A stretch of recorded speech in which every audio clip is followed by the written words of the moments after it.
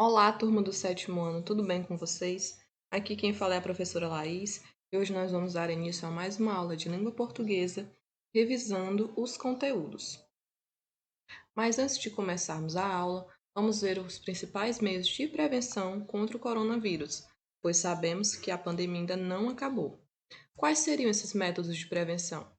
O uso da máscara, o uso do álcool gel 70%, lavar bem as mãos, manter o distanciamento, desinfectar objetos pessoais e só sair de casa se necessário.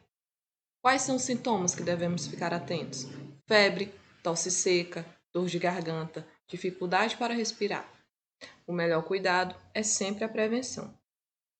Hoje nós vamos revisar os assuntos colocação pronominal, próclise, mesóclise e ênclise e advérbio e locução adverbial. O que seria a colocação pronominal? É a posição que os pronomes pessoais oblíquos átomos ocupam na frase em relação ao verbo. É a posição que esse pronome está em relação ao verbo.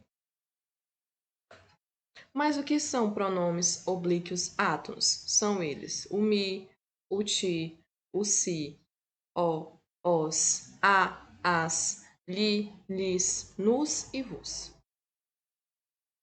Na frase, esses pronomes podem aparecer em três diferentes posições em relação ao verbo. Nós sabemos que o verbo é aquela palavra que designa uma ação, como por exemplo, brincar, correr, falar, estudar.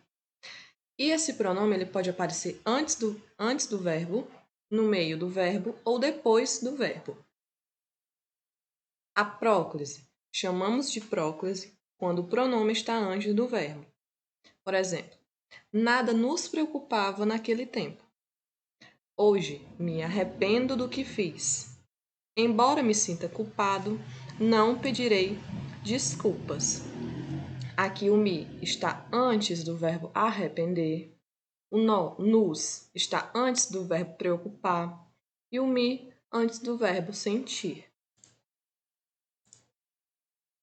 Mesóclise é quando o pronome está no meio do verbo.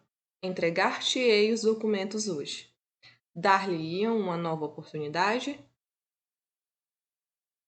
E a ênclise é quando o pronome está depois do verbo. Entregou-me os documentos hoje. Por favor, diga-nos o que aconteceu. O pronome está após o verbo. Entregou-me está depois do verbo entregar. Nos, diga-nos, está depois do verbo dizer. A ênclise é empregada depois do verbo. A norma culta não aceita orações iniciadas com pronomes oblíquos átomos, como por exemplo, te amo. O correto é amo-te. E o advérbio? O que seria o advérbio? É a palavra invariável que modifica o verbo, acrescentando-lhe circunstâncias de tempo, modo, lugar ou intensidade. Para que serve o advérbio? Enquanto o verbo expressa as ações do homem, o advérbio é responsável por caracterizar as circunstâncias em que ocorrem essas ações. São noções de tempo, lugar, causa, consequência, condição, etc. Tornam os enunciados mais completos e precisos, aproximando-os da riqueza e diversidade dos fatos e das ações humanas. Como os advérbios são classificados? Nós temos de afirmação: sim, deveras, certamente, efetivamente, incontestavelmente, realmente. Dúvida: provavelmente, talvez, acaso, porventura, de certo. Intensidade: muito, pouco, bastante, mais, menos, demais, tão, tanto, meio, todo, demasiadamente.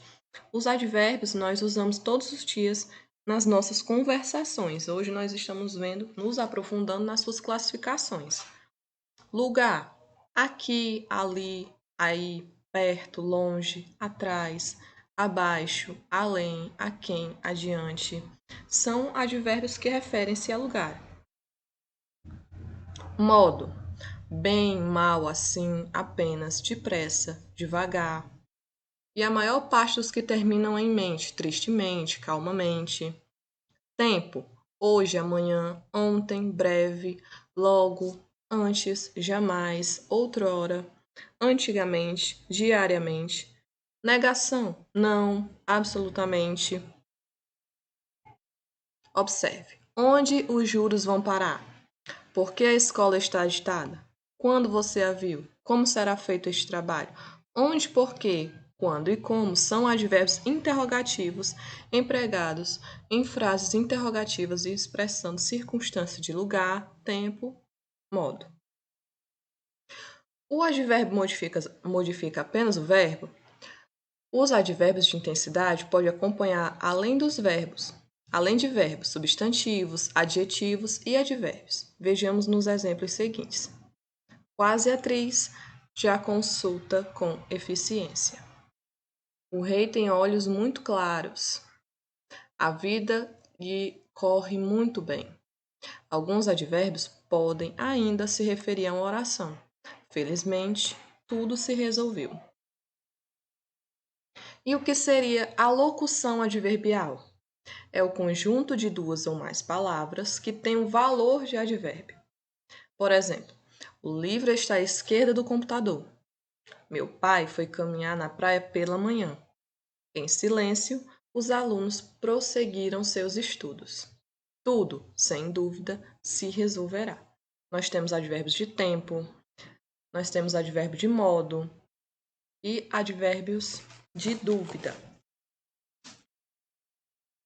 Bom, pessoal, espero que eu tenha tirado algumas dúvidas de vocês. Espero que todos tenham compreendido e até a próxima aula.